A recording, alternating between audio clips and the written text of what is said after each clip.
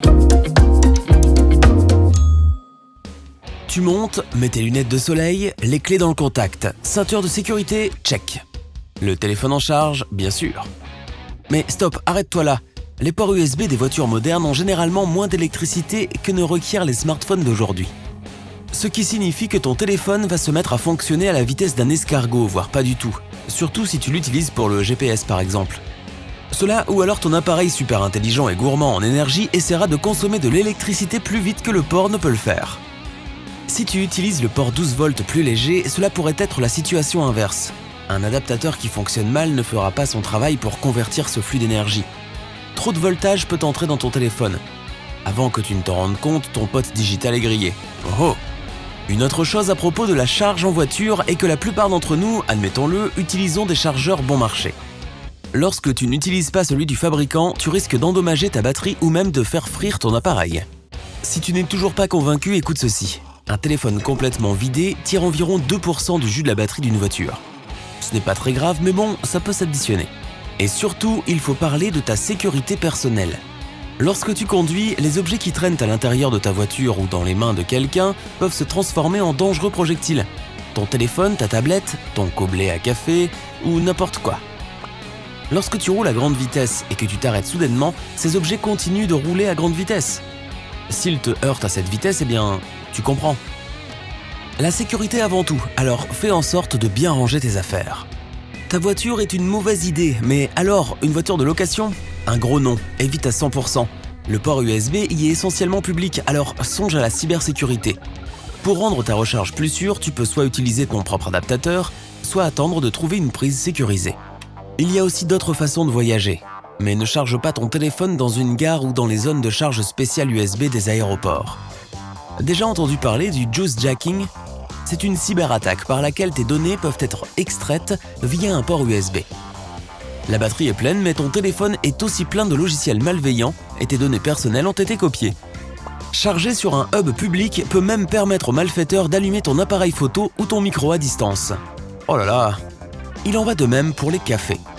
Mais ici, la plupart d'entre nous chargeons notre ordi portable.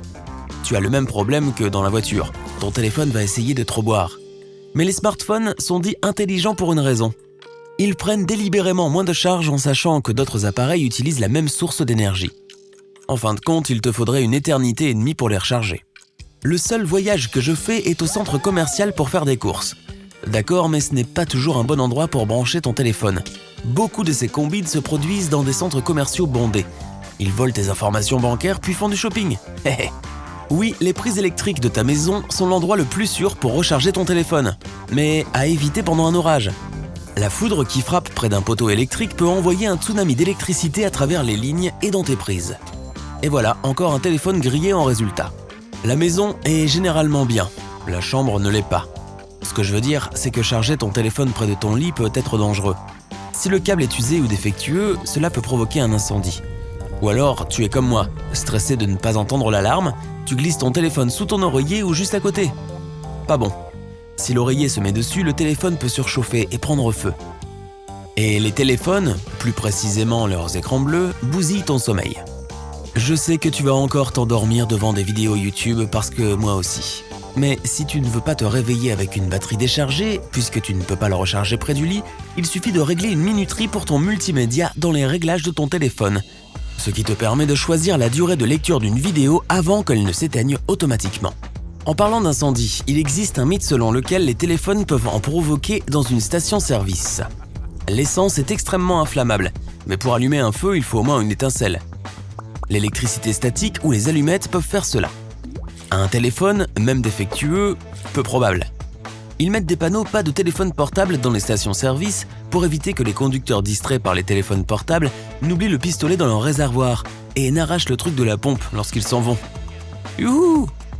Tu n'oublieras pas quelque chose ? Un autre mythe répandu est que tu peux sauver un téléphone trempé en le mettant dans un bol de riz non cuit. Le riz absorbe l'eau comme n'importe quelle autre céréale, mais il ne le fait que lorsqu'il est en contact direct avec l'eau. Si le téléphone est mouillé à l'intérieur, le riz ne servira à rien. Il peut en fait corroder ton appareil si l'amidon s'infiltre par les fissures et les orifices. C'est donc un non pour le sushi smartphone. Le sèche-cheveux n'est pas non plus une option. Utilise plutôt des sachets de gel de silice. Et ne crois pas à un vendeur qui te dit que ton téléphone peut ruiner ta carte bancaire.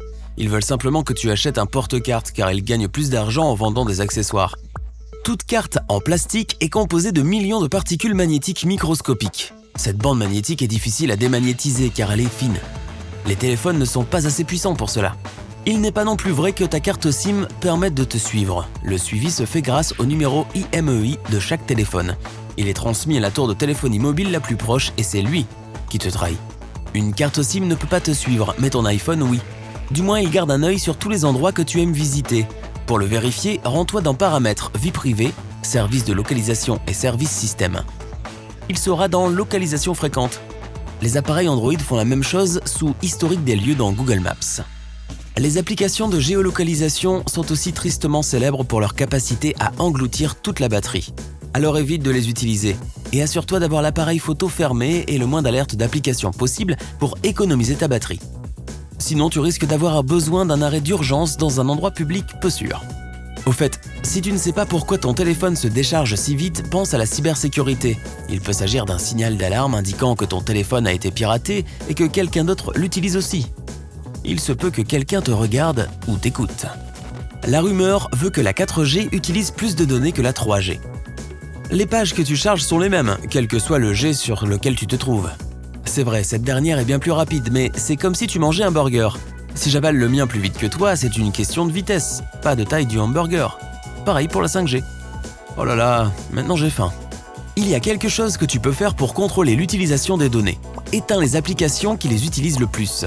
Désactive le téléchargement automatique de fichiers vers le cloud. Débarrasse-toi de toutes les mises à jour automatiques. Si tu veux de la musique ou un podcast, télécharge-le au préalable. Le streaming dévore également tes données. Ah oui, et tu peux prendre des photos sans avoir assez de mémoire. Si ta mémoire est pleine et que tu as besoin de prendre une photo, ouvre une de tes applis de réseaux sociaux. Prends une photo quand tu commences un nouveau post. La photo se trouvera dans ton dossier photo. Si tu as appris quelque chose de nouveau aujourd'hui, alors mets un like à cette vidéo et partage-la avec un ami. Et voici d'autres vidéos que tu devrais apprécier.